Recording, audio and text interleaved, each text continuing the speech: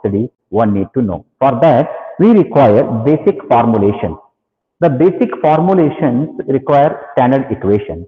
You get back to the interaction what we have done in formation of system admittance bus by inspection method and singular transformation method, where the mathematical representation of the power system interconnection was brought into a mathematical term, where we put them as the bus of current, a vectorial representation of I1, I2, I3, I4, so many bus currents. Suppose n bus system, you had n currents were possible. Then voltages of each bus may be in the form of capital E1, E2, E3 or capital V1, V2, V3, together called it as bus voltage. So we had a vector of bus voltage. Then we had system admittance in the form of primitive elemental data got transformed into Y bus of a system, admittance bus. So there is a difference between primitive admittance and admittance bus of a system. So admittance bus of a system is a true representation of interconnection of the system by the consideration. Therefore, when I have that n equation, if I view the n bus system, n algebraic equations of bus currents I1, I2, I3, IK, IP, IQ, IN, etc., I can split it up and I can write them. It means to say n independent equation I can write, I can put them in the compact form as a matrix. That's what the first line says. I bus is nothing but a vectorial representation, a matrix of column vector. The first element in the column is I1, below which I2, I3, I4, I5, last be IN. Like that we have n current of a n bus system. Likewise, at the extreme right side, we have bus voltage vector, which is bus voltage 1, V1, V2, V3, Vk, Vp, Vq, Vn, etc. Then with which we are multiplying a bus, system admittance bus, which is having on whose diagonal the diagonal elements like Y11. The second element in the second row, second column, Y22. The third row, third column, I am moving diagonally, 3, 3, 4, 4, 5, 5, and moving down to the extreme right corner, n cross n, y, n, n. It means if I have n elements in that system, n buses, it is going to represent you n cross n matrix. You might ask me, suppose if I do singular transformation method, if I obtain y bus by inspection method, how would it matter? Definitely it matters. Because we have seen in inspection method, the admittance bus of a system will be of real-time system size n cross n only. If there are 100 buses, 100 cross 100 matrix I am going to get. If it is singular transformation method followed for your reduction, reference bus being one of the reference or a ground as a reference, minus 1, the total number I should consider. So this expression which I have here, I bus equal to Y bus into V bus, take care that reference is taken out. So that number of elements in the Y bus will be n cross n, like that. I would otherwise say a vector of current is equal to matrix of that system in the form of Y bus with the product of that as a column vector bus voltages V1, V2, Vn, like that. This is a general representation from which if I consider any possible current I may be one of the entity in the 1 to n possibility. Then that matrix, if I expand, surely I am going to have n equations. Those n equations were compact in the matrix form. If I expand them, I should get n equations. So in that way, let us consider only one sample expression, which is ith bus. That's called II. The capital I refers current, small I refers bus number. At bus number I, what is the bus current injected? Where all it will flow? If I have a bus current I1 injected from the bus 1, where all it will flow outward? We have I1 to 2, I1 to 3, I1 to 4, like that. There could be a path for current to flow. In that regard, If I have this matrix form of representation, I bus equal to Y bus matrix into V bus vector. Of that possibilities, I take only one element, ith possibility. Then if I expand only that equation, what will be the expression I am going to get? That element I have other side. Y bus will have its elements in the form of summation of Yij. Yij refers to the bus from which I am starting computation I to the rest of the buses 1 to 2, 3, 4, 5, 6, 7, 11 like that. J keep on incrementing. Then all those values, if I take a product with respect to voltage, this is nothing but the n algebraic equation which I have put in the short form, where I become 1 to n. You can look into right side. For all n, for all I equal to 1 to n, this expression is valid. Capital I, ith possibility, I equal to summation of all the products of admittance with voltage. So which is J changing. For any value I, when I is 1, J is 1 to n. When I is 2, J is again 1 to n. If I have that product, I can have n equations. Nothing but I'll be back to the first equation in the form of matrix, and I can put them in the compact manner. So when I want to have a case study, only ith bus only I want to observe. From that above generalized matrix form of representation, ith possibility is II equal to sum of all the products of admittance Yij into Vj. You may ask me, how do you get Yij and Vj? Just look the Y bus representation. What is Y bus representation? Y11 is the diagonal element. Y12 is the first row, second element.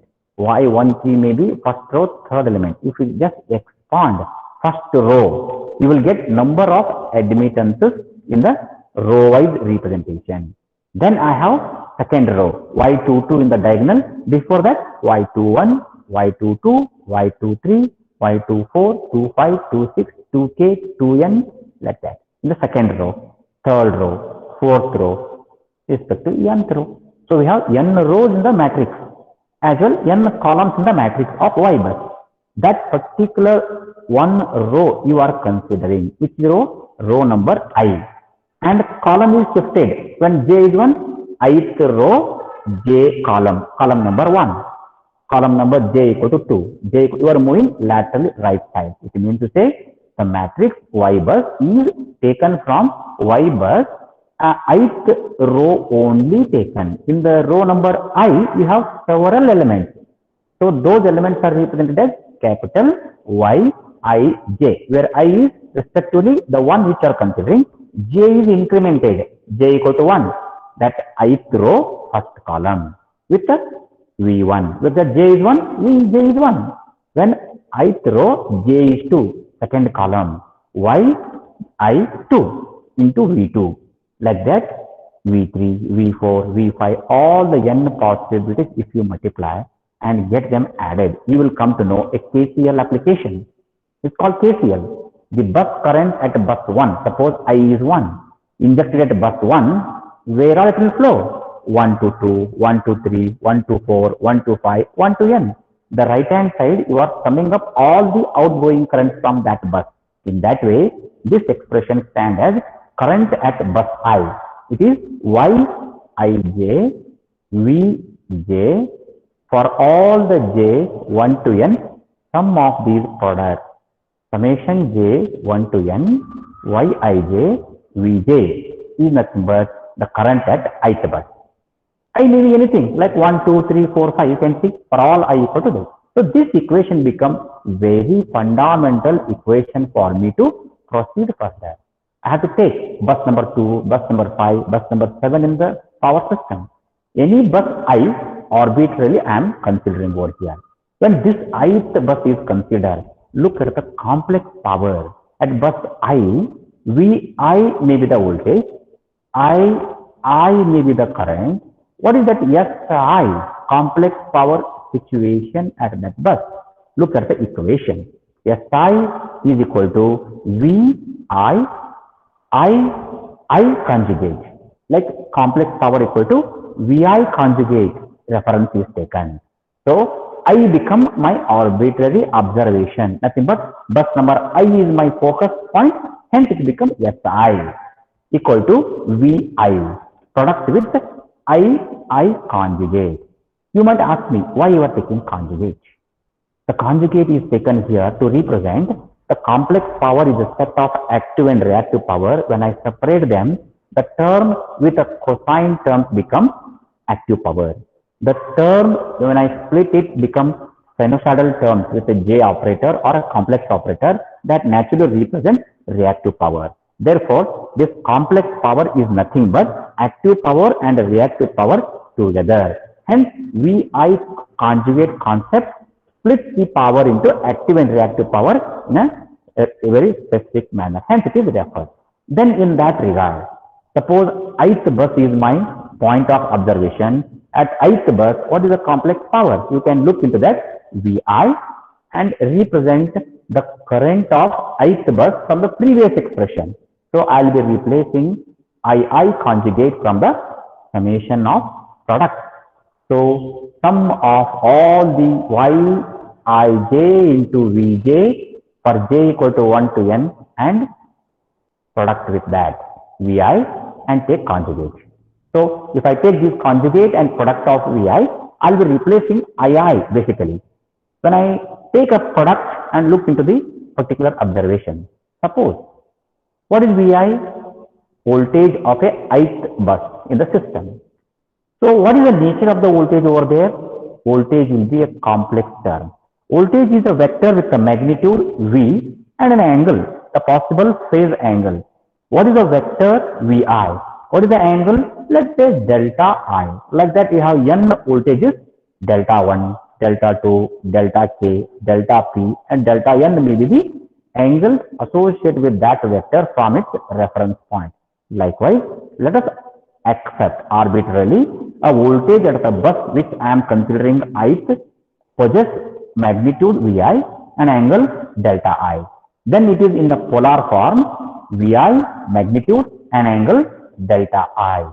And how we can split in terms of cosine and sine terms using Euler's identity? It is put as V cos theta plus J V sin theta concept. You would see that Vi outside the bracket magnitude, inside the bracket angle delta I is split using Euler's identity as cos delta I plus J sin delta I.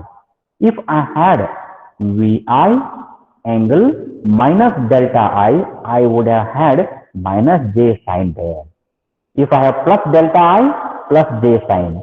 If I had a minus delta I minus J sin delta. Only the second term, the J operated complex term will have negative term. Hence, Vi delta I, if I consider, I could write Vi in this way.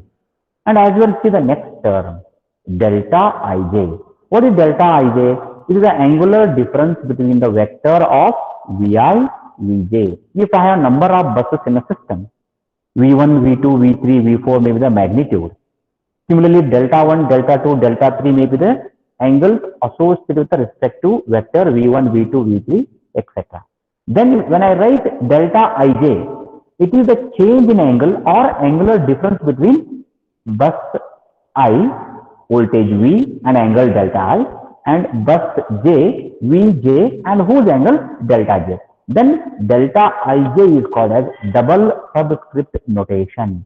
Whenever I write any value, delta Ij refers to angular difference between the first subscript I, delta I, minus the second one J, delta J. If I write delta PQ, the delta P minus delta Q. So this way, double subscript notation is to be understood because we will be referring it very soon. In this regard, the first vector Vi refers as Vi outside the bracket cos delta I plus J sin delta I for a bus I.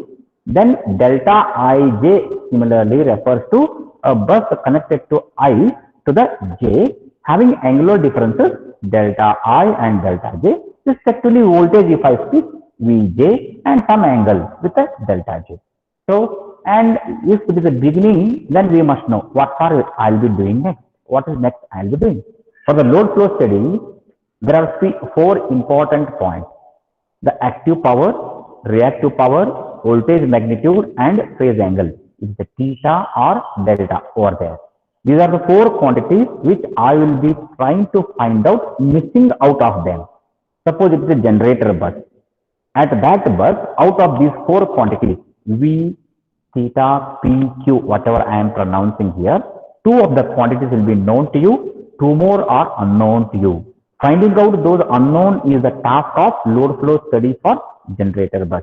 For a load bus, load when I say active power demand, reactive power demand is known to me.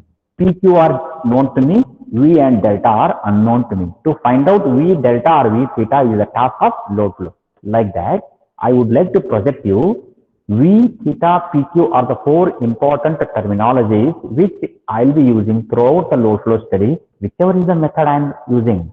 Among those four quantities, respective to a case study which I will be taken, two of them will be given to you, two of them will be unknown to you. The unknowns need to be measured or identified. To get those unknowns, the procedure must be outlined using numerical solutions like Gauss-Seidel, Newton-Raphson, or any other allied fast decoupled techniques, etc. So, I am just projecting over here number of unknowns and which unknowns you need to identify. The upcoming session I will be looking forward. Next, once I know the complex power situation at any bus I, VI conjugate concept I can utilize, I can represent in this way. Once I forward, when I have a bus I and bus J, two buses are connected by a transmission element.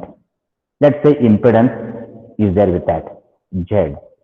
When I want to represent a system in terms of admittance form, 1 by Z becomes admittance for me as a capital Y.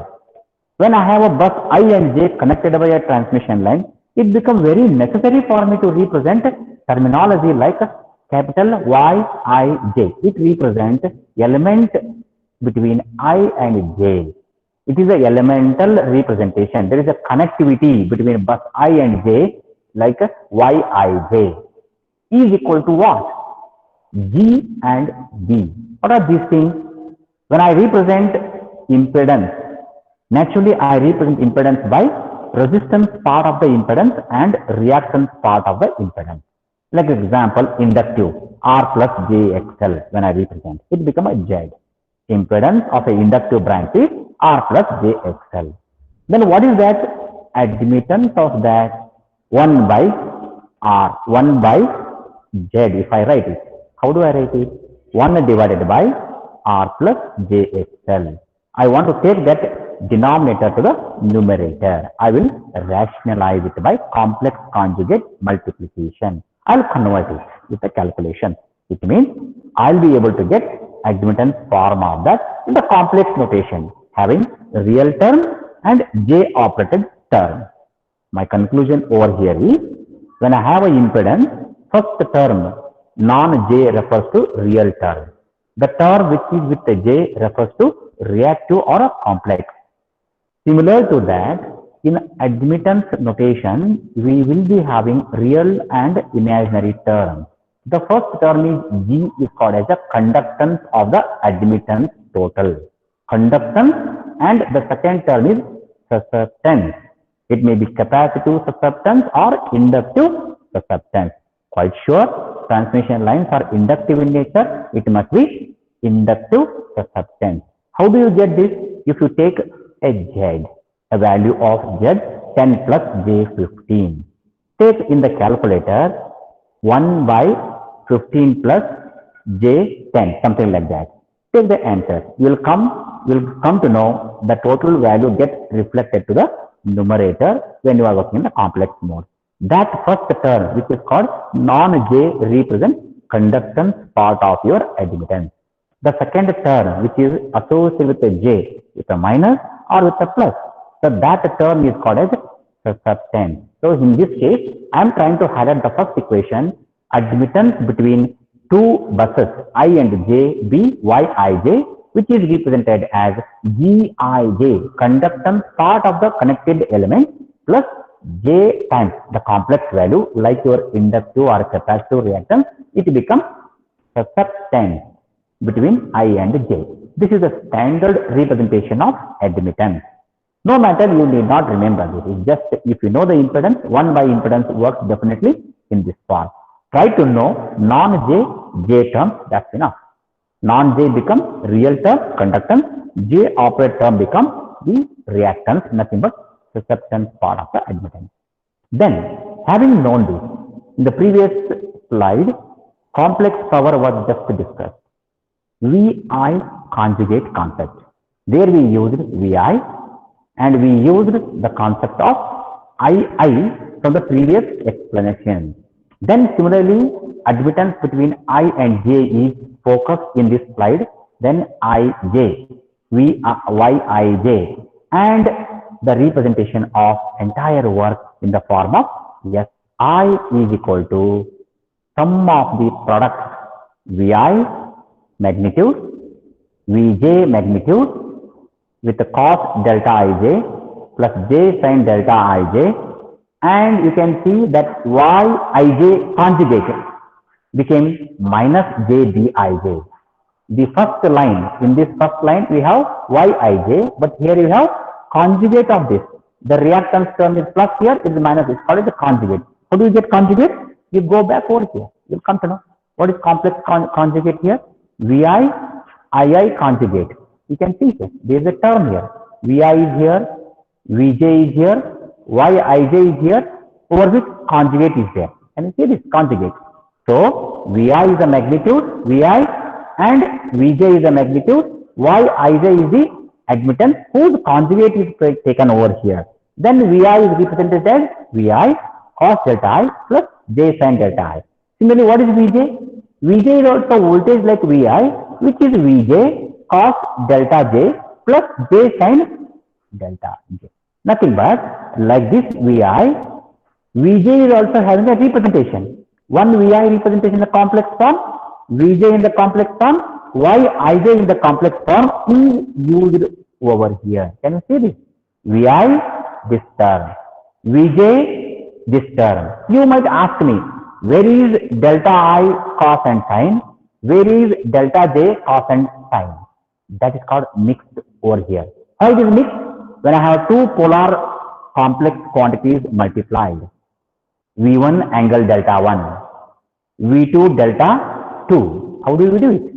Product of magnitude, sum of angles comes there in a polar form. The same logic is used here. Here I have product of V1 with Vi with Vj with the conjugate. Nothing but this magnitude need to be taken conjugate. Hence I will be having delta I for Vi, delta J for Vj. Hence this has come here. I took here delta I minus delta J. What is the purpose of this one? When I have two voltages Vi, Vj to be operated on a multiplication, Vi is having plus delta I, Vj is having conjugate of that, nothing but minus delta J. Then delta I minus delta J is natural for me. What it represents? Delta Ij. Delta Ij refers to angular difference between ith value and J value. Delta I minus delta J, whose cosine and sine is taken here. Can you see this here? Product of Vi, product with Vj, and those cos and sine of delta I and delta J became cos delta Ij plus J sin delta Ij into the admittance conjugate. Conjugate of admittance became, only the reactive term becomes negative. Now my task is sum of all such terms. Summation is here because we just turn back and see there is a summation block. Sum of all such products should be taken to compute complex power. What is complex power situated at any bus? Net power what is available at any bus is the complex power flowing from that bus to remaining buses. If I take a KCL approach, incoming and outgoing approach called as a power invariance in broader terms. Power inflow power must be equal to sum of the outflow power into the transmission mechanism. That's what I am doing here. SI is the complex power injection at bus I, where it should go. It should flow into the transmission grid. That's what we are trying to sum up here. SI is the complex power at bus I. It has to flow in the transmission mechanism through elements Yij, where J is 1, 2, 3, 4, like summation block, split it. When I make this term, there is a complex multiplication again. Vi is a magnitude, Vj is a magnitude, cos delta Ij plus J sin delta Ij, product with another complex rectangular quantity. When I have these two products, surely I will be having J terms, non-J terms. So my next task is to take a product of cos delta Ij plus J sin delta Ij with Gij minus Jbij. If I have these four terms, non-J, J, non-J, J, surely I will be having like this term. Can you see this equation? This term into SI, a complex power inclusive of active and reactive power, which I am writing. Non-J terms become active power. The term with J becomes reactive power, which if I split these terms, take a product of these two and take a grand product with this and write like this way as only real and imaginary part separately. I will say real term of this product stand as Pi. Pi becomes active power situation at bus I. Now this stand as standard equation for me, active power at bus I, Pi. Pi is cal, whatever I will say, calculated injection or calculated power at ith bus, which is only the non-J. You can see here, summation J1 to N as usual, Vi is as usual, Vj is also as usual. What about this product? You can see cos delta Ij, when I take a product with Gij, it is non-J, so it is Gij cos delta Ij. When I take cos delta Ij, product with Jbij, it becomes a J operated. Therefore, it becomes a reactive term. So this I'll split. Then I'll take second term, J sin delta Ij with the product of Gij. J comes out there, it's a reactive. When I take J sin delta Ij with minus Jbij, J square becomes minus 1. J square becomes minus 1. There is already minus 1 here. Hence it becomes Bij sin delta Ij without complex operator. You can see here. Hence, active power will have non-J operated term as summation J1 to N, product of magnitude Vi, Vj, the first term Gij cos delta Ij plus Bij sin delta Ij. The remaining two terms of the four, 1, 2, 3, 4. When I take a product of these, I will have four terms. Two have come here, non-J. The remaining two are with J. They will appear here. Therefore, the imaginary part of this equation, Qi refers to J1 to N summation, same as Vi, Vj. Now look into this. It is Gij sin delta Ij minus Bij cos delta Ij. You might ask me, how could you do it immediately? No matter, it's just a simple one step which is not written here. What would have done? Take a product of A plus IB, X minus JY. Take a product of this. You will have four terms here. Those four terms you take a product with external Vi, Vj with sum. You will have two terms over here, two terms over here. This is how, these are the two standard equations in terms of Pi and Qi for the load flow study analysis. This is one way of representation. Now onwards, I would otherwise say the power situation, active power at any bus is Vi, Vj bracket Gij cos delta Ij plus Bij sin delta Ij, sum of all such j equal to 1 to n. If I speak this, it is the active power from bus 1, suppose I is 1, flowing to 1 to 2, 1 to 3, 1 to 4, 1 to 5, 1 to n, etc. You are taking at the right hand side. Through what? Through a transmission section having conductance Gij, having susceptance Bij. Similar to this, what is the reactive power of your complex power? Qi.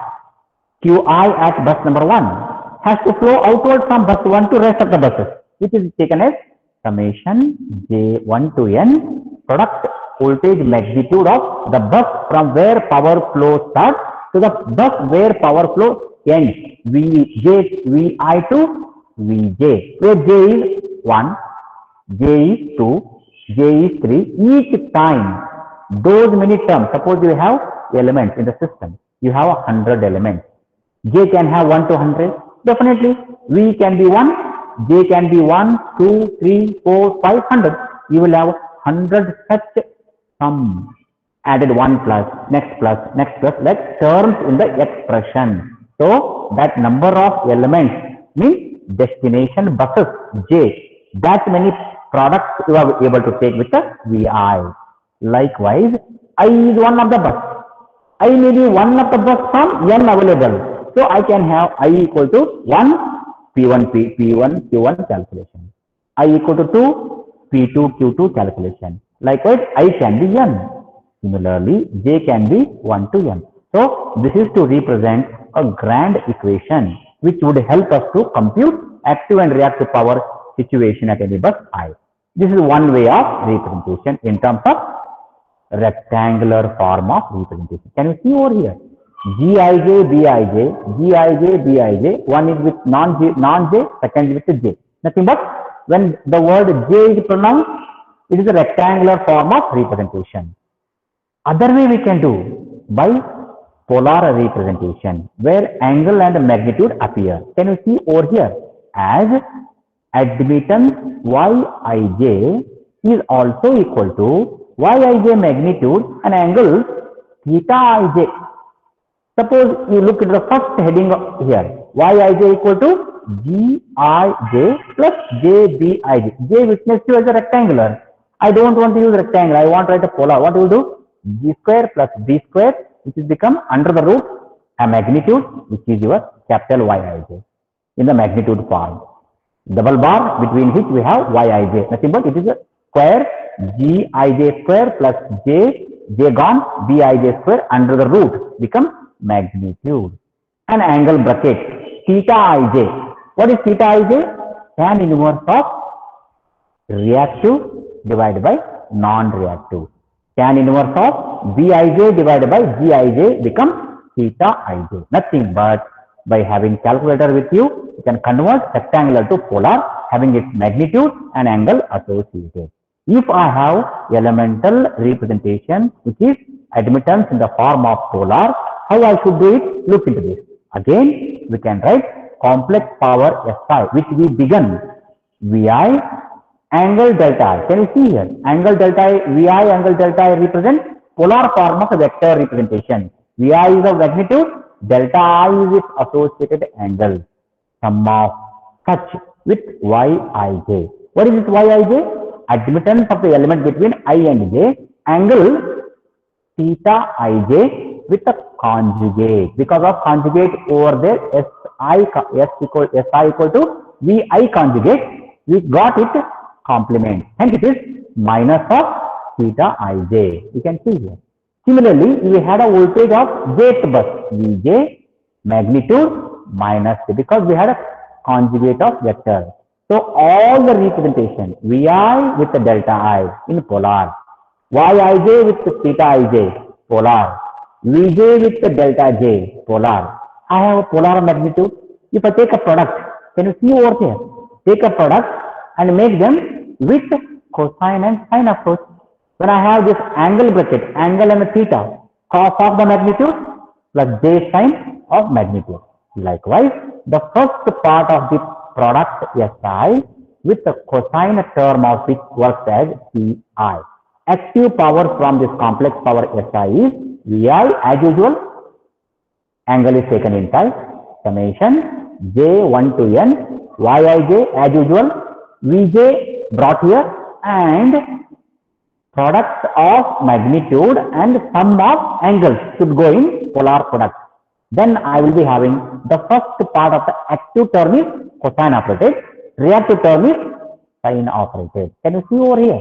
Cos of Look to the angle, delta I is plus, delta j is minus, theta ij is minus. The same thing put here, cos of minus theta ij plus delta I minus delta j. From this, what is the modification being done? Take minus out of this cosine term. What will happen? This becomes cos of minus theta ij minus delta I plus delta j. Now cos of minus angle become automatically cos of the angle. Now you will see the last equation. Active power situation at any bus I is sum of j1 to n vi, vj, yij cosine of theta ij minus delta I plus delta j. This is valid for all the I 1, 2, 3, 4, n. So from bus number 1, P1 you can calculate. Bus number 2, P2 you can calculate. Bus number 3, P3 you can calculate. Like this, 1, 2, 3, 4, like this, all the bus active power you can calculate. This equation is very much similar to the first equation which you find here. Pi equal to summation j1 to n vi vj gij cos delta ij plus bij sin delta ij. Whatever the equation you find here, it is exactly same equation but in polar term. Cosine and sine term polar. So here G and B represent conductance and susceptances. So this is how active power situation. Similarly, if I take the cosine to sine operation, sinusoid, then it becomes imaginary part of that is Vi summation j1 to n Yij as usual, Vj. Now you can see here sine. Cos got replaced as sinusoidal. Minus of theta ij, everything is same. Exactly the equation what I have here. Cos is replaced by sinusoid. That will be an equation here. Vi summation Yij Vj sine of minus outside the bracket, but sine minus of theta is minus sine theta. Hence this minus sign appears at the entrance of the basic equation. You can see Qi equal to minus summation j1 to n magnitude Vi, Vj, Yij sine of same term theta ij minus delta I plus delta j for all 1 to n. This is how this equation is exactly same as the equation what I am pointing right now. This is summation j1 to n Vi Vj Gij sin delta ij minus Bij cosine delta ij. This equation is in complex rectangular form. This equation is in complex polar form. Both are one and the same.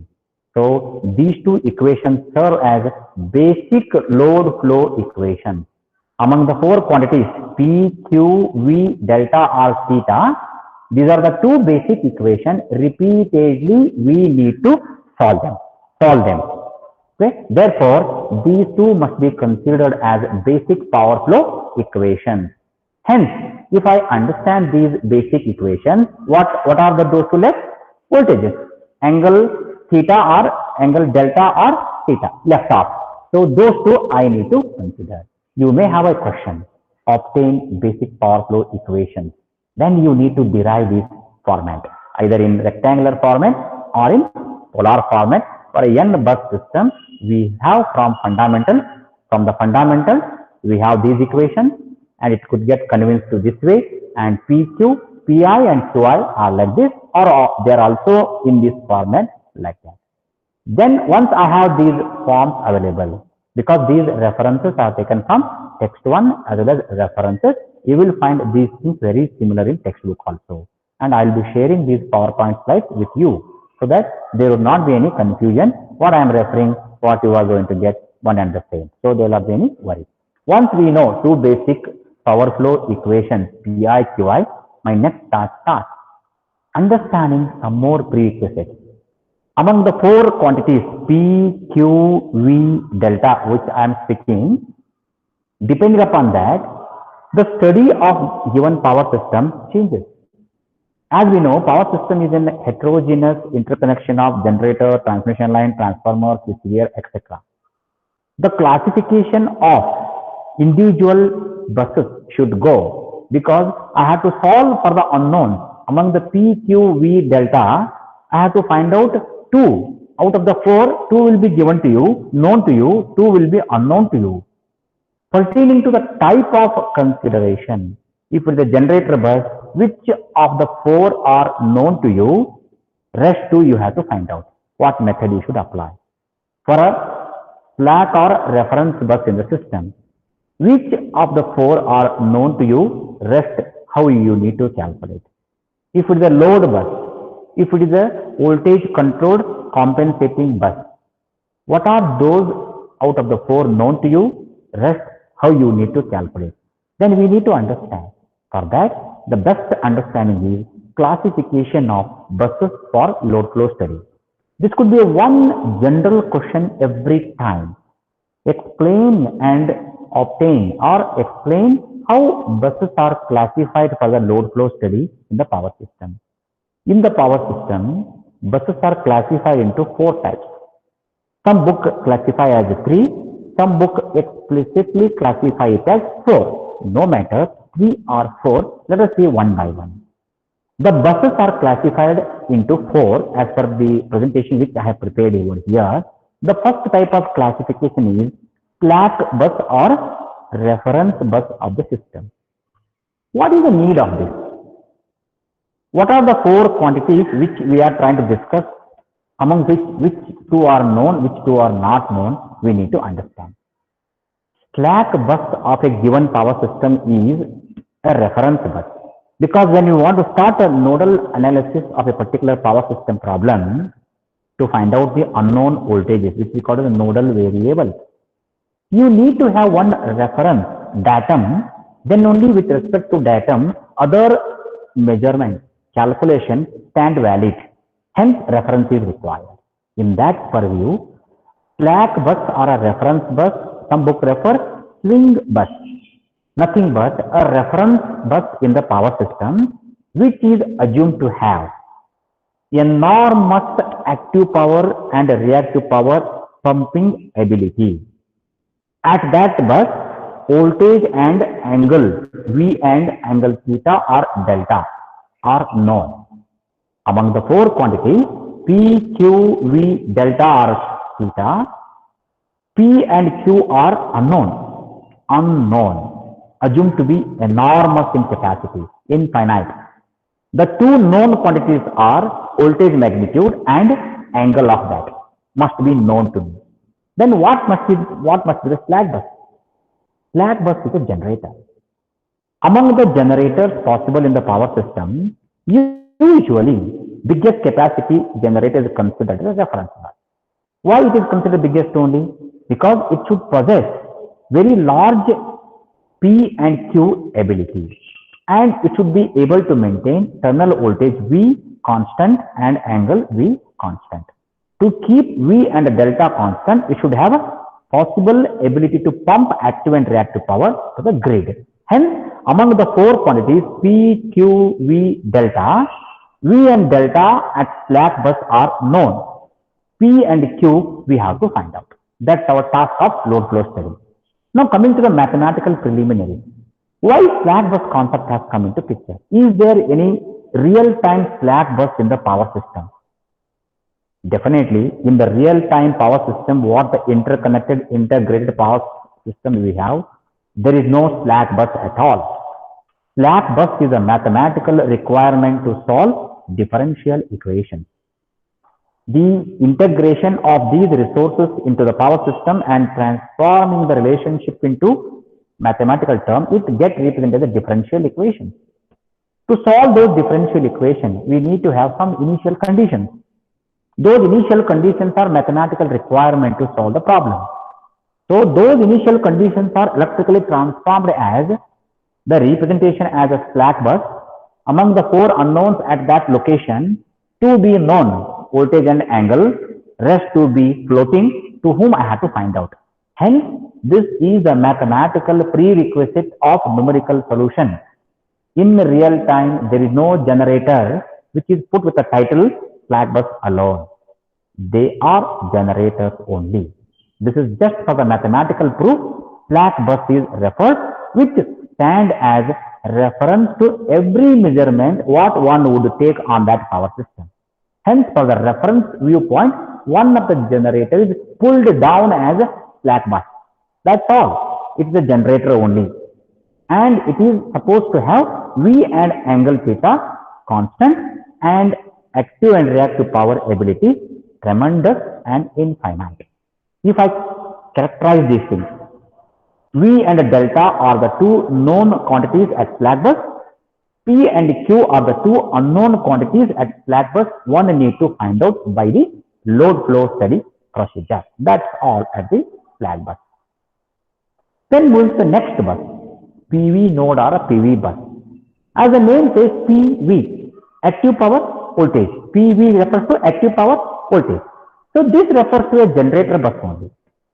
What is a PV bus? PV bus is a station in which you have number of generators connected to the grid to pump the power into the national grid. So there may be any number of generators. Suppose there are 10 generators. All the generators are driven by some resource and they are generating and pumping power to the grid.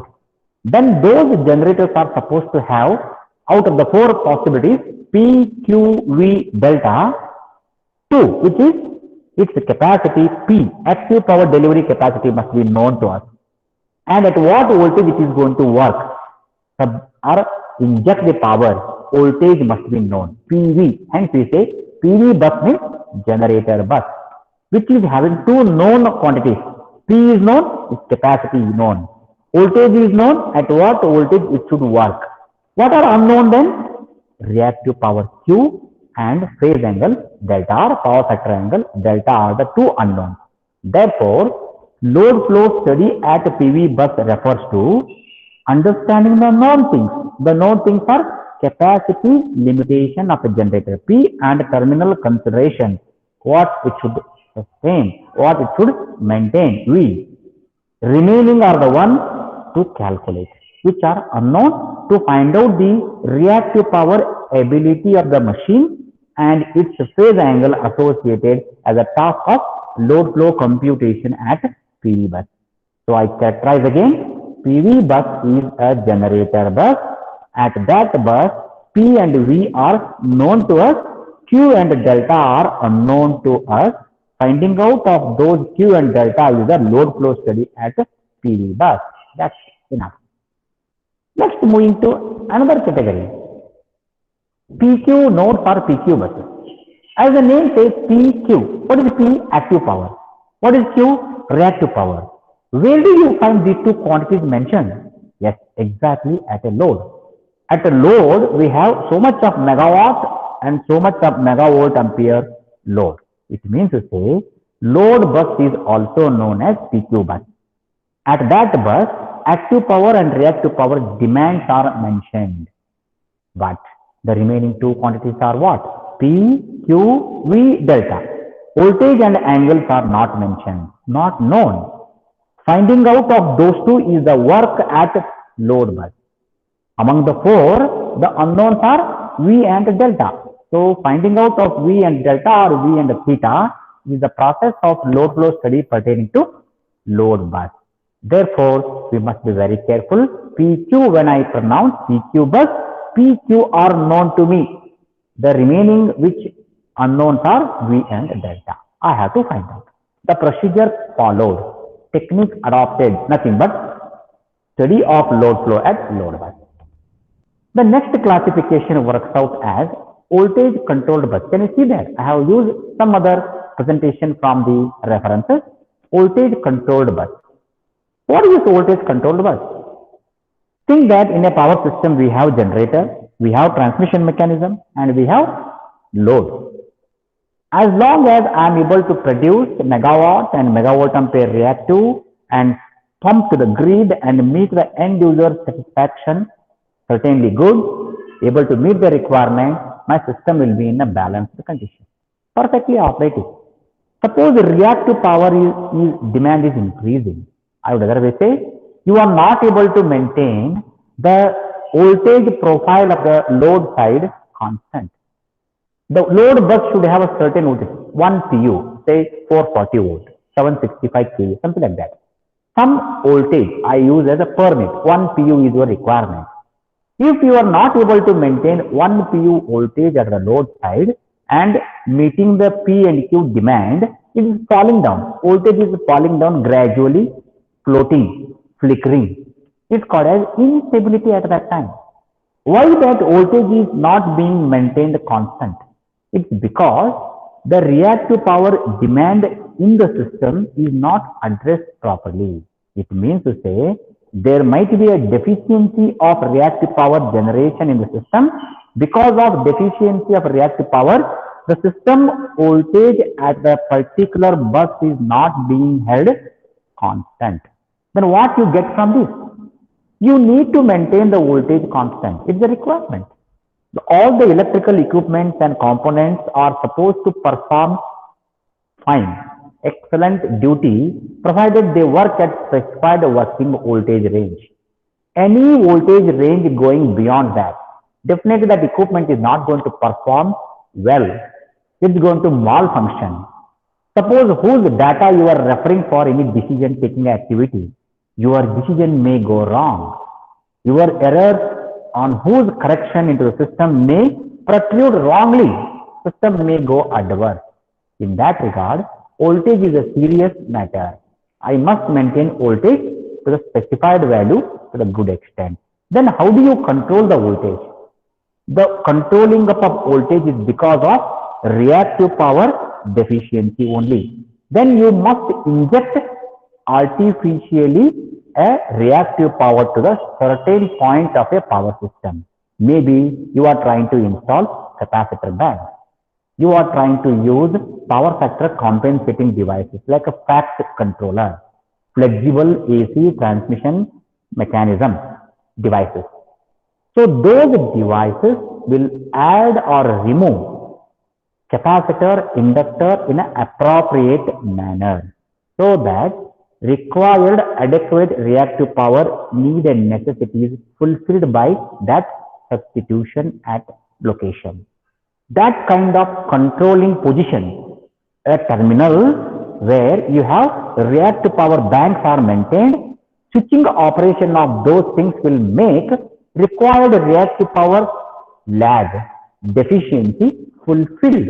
Then we call that bus as voltage controlled bus because that is trying to retain the working voltage constant by injecting more and more reactive power or withdrawing reactive power if required. In that regard, like a generator bus, the purpose is to generate and pump. Load bus, simply draw the power. Slack bus, meet P and Q requirements, keeping the voltage and angle constant. The voltage control bus is targeted or identified with the activity is to try to maintain the terminal voltage constant. By providing necessary reactive power, supplements the system. Then this is called as voltage controlled bus. What may be there in that? There may be a synchronous generator. There may be a synchronous motor in that position.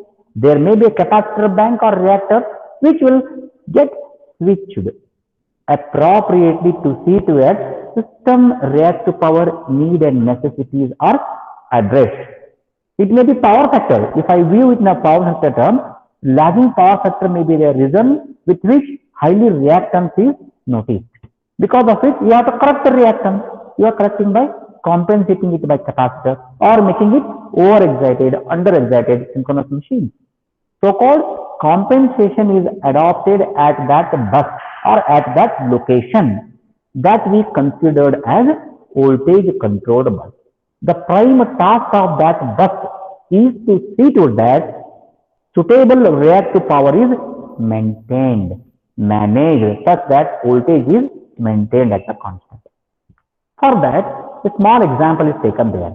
Consider a bus K, wherein at that bus, a voltage control bus, PIK may be the injection of active power at certain voltage Vk, and QI max is the maximum reactive power Qi minimum is the reactive power minimum. Then we know that Qik is nothing but net situation of reactive power at bus K. I am just terming K be the voltage controlled bus. Pik refers to active power injection there. Qik refers to reactive power injection over there. And when I say reactive power injection, what is the minimum injection? What is the maximum injection? I have limits called as Qi max, Qi min.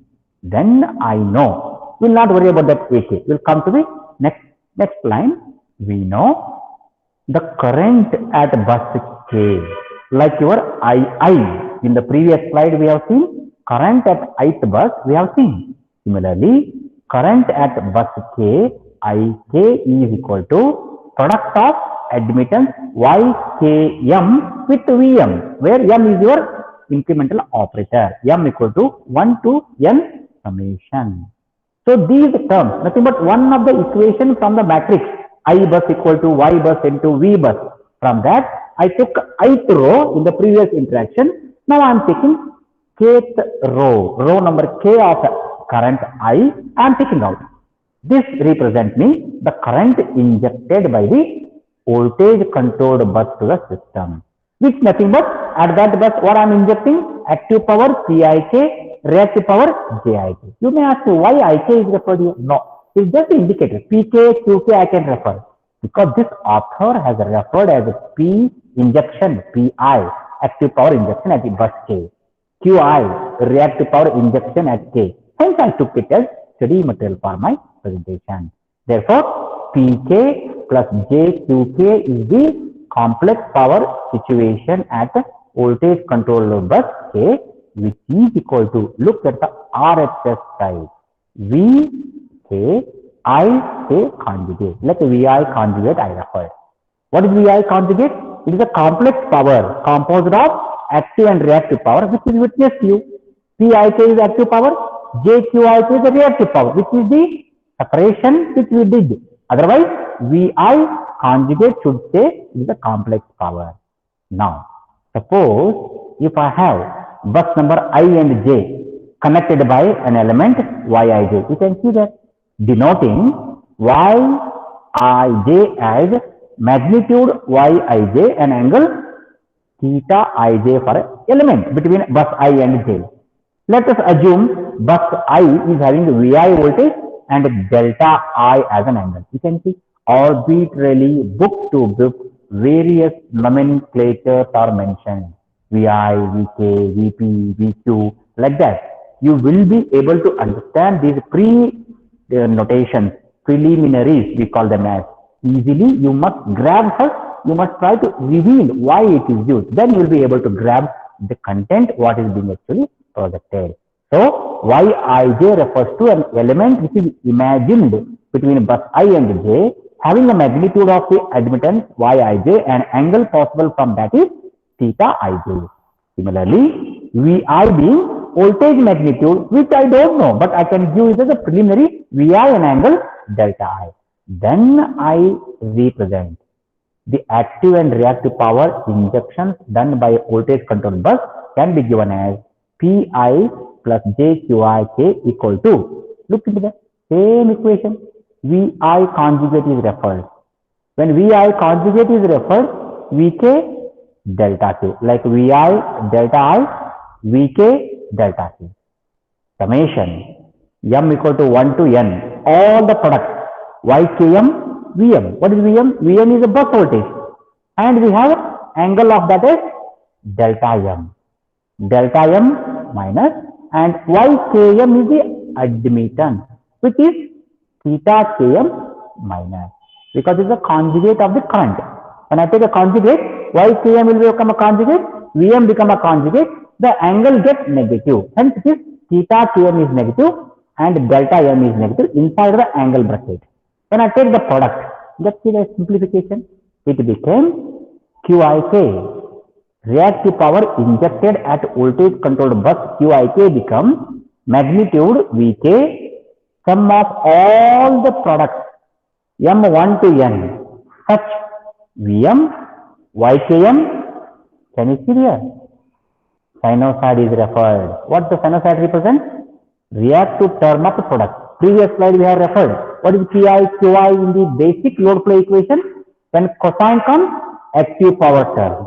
Sinusoid appears, reactive term. You are working only on the reactive term, imaginary part of the above expression, which becomes sinusoidal part of the delta K minus delta M minus delta Km. This refer as injected reactive power at the voltage control bus to maintain Vk constant, which should be checked whether Vk is able to be within the range, is the Qik within the Qi max or Qi mean. That's the task of voltage control bus. Hence, there are 4 buses: slack bus, PV bus, PQ bus, and voltage controlled buses in the power system for the load flow study worked out. Why it is done? Why classification is being done? Because among the 4 quantities P, Q, V, and delta, 2 of such quantities will be known to us.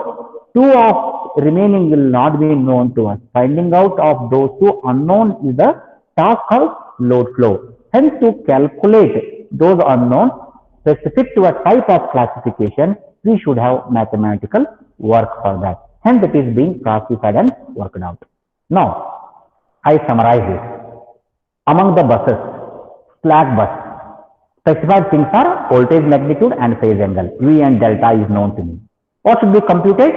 Real and reactive power to be computed. P and Q should be computed at the end of the calculation.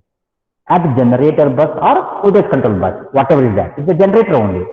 So at generator bus, magnitude of bus voltage and real power is given. It's called P and V are given. Similarly, voltage angle and reactive power, delta and Q, you need to calculate. Therefore, at the generator bus, PV is known and Q delta is unknown. Calculation of Q and delta at load generator bus is the load flow activity. Similarly, with the voltage control bus. Voltage control bus, you need to check what is that reactive power you are injecting, what is that phase angle you have to calculate. Now, I am witnessing you here. Voltage control bus, PV bus are put in the same block, nothing but voltage control bus, nothing but trying to maintain the voltage constant by substituting to the system or reactive power. Nothing but injection of reactive power. So, therefore, I should be calculating those things. At load bus, nothing but power is drawn out of the particular terminal where active power, reactive power demands are mentioned. You can see here, real and reactive powers are mentioned. Magnitude of voltage and angles are unknown. P and Q are known, V and delta are unknown to you. Hence, calculation of these things is nothing but load flow study. So, I could just summarize you classification of buses for load flow and known things at load flow individual buses, unknown things to be calculated at each buses we got to know. Now, with this primitive knowledge, if I move, what are the different constraints? Apart from this having understood, are there any constraints in the power system which we need to consider? Limitations, conditions? Yes, there are some more considerations one would know before performing load flow study. We call them as constraints in load flow study. Explain, list the constraints in load flow study would be a question for you. To explain and to present, you must know what are all those things. Let us say first one. The first constraint is voltage magnitude Vi. At any bus I must satisfy the inequality limit. What do you mean by this? In the power system, all the equipment, generator, transformer, transmission line, measuring device or a controlling device are hooked to the power supply, taking power from the supply and trying to exhibit their performance for the intended duty. They are supposed to work effectively when their working voltage is normal. When the working voltage is abnormal, below the expected or beyond the expected, out of range, definitely instrument is not only going to get damaged, it is going to damage the next thing what it is being used for. Therefore, every equipment in the power system is supposed to work very effectively with the specific magnitude of voltage specified as a range. That's called as Vi should be within minimum Vi and Vi max. This is called inequality constraint. Any voltage at bus number 1, it should be within this and within this. A range must be mentioned. So 440 plus or minus 5%. What is the meaning of 5%? It is a permissible change from working voltage to the left side of the value to the right side of the value, lower side, upper side. That's called as Vi min, Vi max. Within these boundaries, the working voltage must be there. That's the meaning called as Vi should be within Vi min and Vi max. This is called as voltage constraint. An example has been given, 5 to 10% if I say a voltage, it should be maintained. But what is the indication if it go beyond? If it go below V min, beyond V max, definitely system is going to suffer voltage instability and collapse. Or the problems associated with that load rejection. Why do voltage will rise suddenly? Suddenly load is removed, voltage will shoot up. Why do voltage fall immediately to a very low value? Maybe a dead short or maybe very heavy load directly. Anything may be a reason. So this is challenge. So that if you apply voltage magnitude as a constraint in the system, every bus in the system should adhere to the constraint that working voltage of that bus must be within the specific limit plus or minus mentioned. It is for its normal expected operation. It must be considered. This is one of the important considerations. If you are not able to maintain this voltage constant within this range, what is the indication? There is an acute shortage of reactive power in the system because reactive power delivery is insufficient, or there is no generation of reactive power as required, because of which voltage is violated. So therefore, we have one important characteristic. If reactive power balance is not there, voltage flicker, voltage oscillation starts. If frequency start oscillating, it indicates that active power delivery is insufficient. So frequency to active power and voltage to reactive power, we have a connectivity. This is an indicator, like a health monitoring of the power system. Next one. The second constraint is angular displacement between the vector of a voltage 1, voltage 2. We have seen delta I, we have seen delta J earlier in the discussion. The deltas are nothing but angles associated with the vectors V1, V2, V3, V4, V5 in the system. Suppose between any two voltages of two buses, V1, V2 if you consider, delta 1, delta 2, angular maximum permissible change, delta 1 minus delta 2, angular difference between the vector 1's angle, delta 1 and the delta 2 of the second shall not cross the maximum permissible value for the stability consideration. Power system needs to be stable. Stability is an ability of a system to be in practice or in service even after experiencing major or minor disturbances. So that higher excursions in the power angle should not be allowed because system may lose the synchronism. In that perspective, maximum angular displacement between any two voltage angles, delta I minus delta K, permissible absolute value should be less than the maximum given in the system consideration. So suppose this is 2 degrees. Difference should not go beyond 2 degrees. That's the meaning of that. It means if it go beyond, you have measured it. You have understood by simulation. If it crosses the limit, system is going to become disturbed and oscillate further to have further disconnections or defaults. Therefore, certain angle is called as maximum angular variation between the phase angles of a vector I should be within the inequality constraint. This must be seen carefully. How do you do all these things? You must have a computer program which keep on tracking these changes, make the evaluation and project you as a message in the SCADA, supervisory control and data accuracy system. So you have to have measurement of data, telemetering of data to the control center, measurement and presenting you in the form of meaningful text. So this must be an instrumentation part of the power system. It must be there, without which it's just a dump. Therefore, this is another constraint. Maximum variation in the angles of the voltage vector shall not go beyond the maximum permissible range of the system. If it goes, it is going to cause stability fault. Next one is owing to the physical limitations. As we know, the power, active power, reactive power limits. Suppose you have a generator, and generator we say PV bus. P is mentioned, V is mentioned. It cannot generate beyond a certain megawatt which is designed for. It's called a P constraint. It cannot inject more than a Q which is permitted for that generator or possible by that generator. We call them as the physical limitations of a generator to generate more and more power beyond a certain P specified and Q specified. So hence we should say every generator should be working well within the range PGI. PG means generation of active power at any bus I should be within the min and max limit. It should not be challenged. Produce more than what the maximum capacity, produce below a certain manufacturer specification which is not economic. In that regard, PGI, active power limitation, is a constraint on the power system. Similarly, QGI, reactive power injection by the generator, shall not be questioned beyond this limit. It has the ability, maximum, QGI is the limit. Beyond that limit, it cannot deliver. You cannot demand. If you demand, it is going to suffer. And it cannot go below a certain minimum because it is infeasible state of production.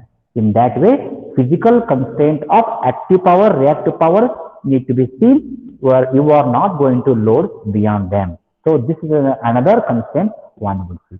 The next is conservation of complex power. What do you mean by this conservation of complex power? When I say active and reactive power separate, what the generation you are taking from generator 1, generator 2, generator 3, nothing but sum of all the active power production, summation of PGI I being 1 to n. Sum of all the production from different generators should be equal to sum of all the demands, various load 1, load 2, load 3, add them. That's called demand, plus the loss in the system, PL, active power loss. So this is called as the P balance. P balance must be met. If you are not meeting the demand and loss by the generation, your system will never be in balance, and the loss or lag in P indicates frequency oscillation. Frequency will not be stable.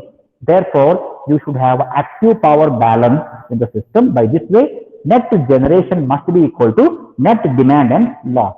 You have to work out such that generation meets this constraint. Similarly, reactive power. As a system is highly inductive, transmission lines are inductive, transformer, loads, induction machine, all the real-time loads are, unless specified, they are inductive.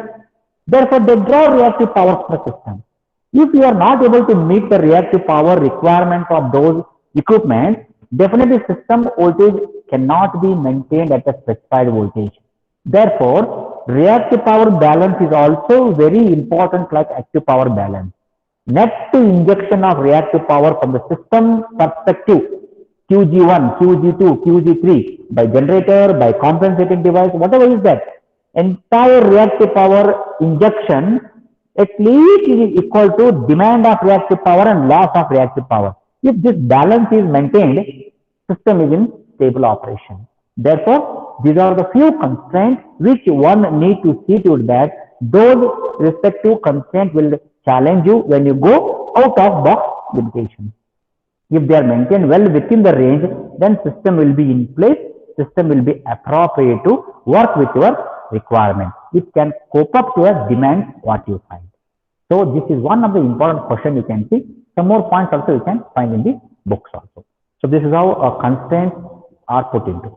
Now moving to this, I just speak and stop. The Gauss-Seidel method. There were 4 important points, P, Q, V and angle delta. Among those, 2 are known, 2 are unknown from respective discussion just we had. Then how those unknowns are addressed? How that network equations are formulated from the solution viewpoint? I said the integration of such several components into power system and finding out those unknowns become a very non-linear representation of the relationship. Those non-linear equations need to be solved numerically. To solve them numerically, we prefer either Gauss-Seidel method or numerical Newton-Raphson method to work with. Therefore, when you work with the numerical method, you need to have relationship fulfilled first. obtain an expression, what you find to, what exactly you want to apply. Therefore, in that view, Gauss seidel is the method comes to our first approach. Very simple numerical solution method, iterative process. It uses successive estimates or successive approximations, and it is repeatedly used till the particular solution becomes acceptable within the range. In that way, it is an iterative process of stepwise correction to the unknown. So, considering a system, suppose let us consider a power system without any generator buses. Let us say a particular bus is having a complex power. A complex power at bus K, any bus K, Vk Ik conjugate, Vi conjugate concept can be put as Vi conjugate refers to complex power. That complex power can be represented as P injection plus J reactive injection, called as Pk Qk, nothing but active power at K, reactive power at K, nothing but Vi conjugate concept. For all the buses in the system of n bus system, except the slack bus. See now, the work starts distinguished. What is slack bus? Slack bus is called as a reference bus. Reference bus or datum bus at which V and delta are mentioned and P and Q you need to do. Now, whenever load flow process starts, slack bus related calculation you are not supposed to perform from the beginning. At the end of the convergence of your algorithm or process, the first work is to look for that. Therefore, we are not going to consider slack bus from the beginning. Hence, we can say complex power at any bus other than slack bus is written as Vk Ik conjugate as Pik plus Jqik for all k equal to 1 to n and except f stand here as slack bus, which is represented as, you can see here, Vk Ik conjugate equal to Pik plus Jik, previous equation. Then this equation is, just look into this, take a conjugate of this again, Vk Ik conjugate, take a conjugate at left side, conjugate at RHS side. You will find the next equation, which is conjugate of this expression is here. This conjugate of conjugate becomes Ik. Vk becomes Vk conjugate now. This side plus J becomes minus J. Now, why you have done it? This is done to understand what is the current in this expression. Current at bus K is active power injection, reactive power injection, and current with voltage relation. We need to represent. So, take this Ik as a heading of the equation. Ik equal to Pik minus Jqik over Vk conjugate. Now, you got to know at any bus K, current is active power minus reactive power divided by voltage of that bus conjugate. If I take this ratio, that represents bus current of that K. It may be II equal to Pi minus Jqi divided by Vi conjugate. Any bus which you consider K in the position, this stands as a bus current expression. Now, in the earlier slide, we have used Ik. How we got it? From this bus. Several values of bus current 1, 2, 3, 4, 5, n in the first column is equal to matrix Y bus Y1, 1, 2, 2, n on the diagonal of diagonal into voltages. From this 1, 2, 3, 4 in the left side, somewhere K is there, Ik. This current is somewhere in one of the components here. I1, I2, I3, Ik, In. Ik, if I split and write only one equation from this, expand this only for Ik. How it looks like? It looks like this. Ik equal to, when I take this matrix, when I take this, look into this, how I do it? Suppose I1 I want. What is I1 equal to? I1 equal to Y11 V1 plus Y12 V2, Y13 V3, Y1n Vn. Like first row, if I split and expand, I'll have expression. Like that, I want to take expression for Ik. Somewhere in the line, down the line, Ik is visible, which is equal to Yk1 V1, Yk2 V2, Yk3 V3, like that expression comes. Can you see here? Yk1 V1, yk2 v2. So called ykk vk last term is ykn. This is to say expression obtained from compact form of matrix. At LHS we have situation active power reactive power difference divided by voltage if I take that become a current. I am going to equate this difference and ratio with a standard expression obtained from this matrix. How is that? You can see here. Ik becomes expression which if I visualize the one term here, can you see one term here k, double subscript kk. This I write separately. Can you see here? Ykk vk plus remaining term again I put as a mathematical product and sum of them as a summation block. I made ykk vk exclusive inside this sum of product. You can see here ykk vk outside plus summation m 1 to n not equal to k. Wherever there is a 1 is there, 2 is there, 3 is there, n capital is there. That I am representing as small m. M stand 1 to n, but not equal to k because this term is personally done outside. So current Ik equal to ykk vk and rest all are put inside this summation block. M equal to 1 to n, ykm vm not equal to k. Now I compare this equation of current Ik with the previous equation Ik. This equation is equated with this equation. Can you see here? I am equating them, combining them. What I get here? Unknown. For a given power system at voltage bus, voltage is my unknown. Likewise, some unknown I need to solve. This equation needs to be solved by Gauss-Seidel technique. I am trying to use the power system of n bus. Voltages are unknown to me. Those voltages I am trying to relate and trying to find out. From this, let us take Vk as heading of equation. Rest all you transfer RHS side. I will have Pk minus Qk divided by Vk conjugate minus this summation block on a right hand side. Can you see here? Minus summation m1 to n not equal to k, ykm vm. And this ykk is nothing but divide RHS by ykk. It is put as 1 divided by ykk and in a bracket pik minus qik over vk conjugate minus summation block. This is the standard equation Vk, voltage magnitude of a bus K, where K stands 1 to any number other than lakh bus. This we formulated as another equation to solve it by Gauss-Seidel technique. So I stop here only because next step is to how to solve this. We have to take iterative process wherein Vk is your unknown. Vk is your unknown. Unknown is at the LHS side. Unknown is at the right hand side. Vk conjugate here. Now you cannot solve this equation.